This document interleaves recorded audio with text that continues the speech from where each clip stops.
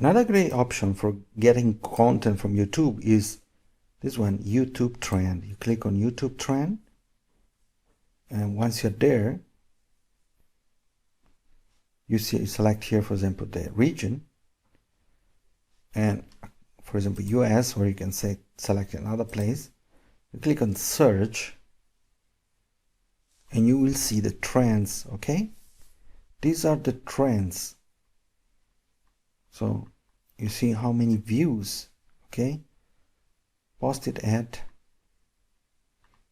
Okay, you can download it. Here's the description and so on. And here again you can view it. You go to YouTube. Here you can download if you have the plugin. Here even you can post. So you're gonna see the trends.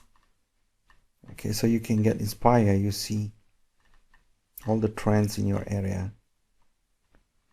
Okay, it's also very good information that you can post in any of your Facebook fan pages, so that you can increase popularity and have people getting back to you. Always post content and promotions and continuously in your fan pages.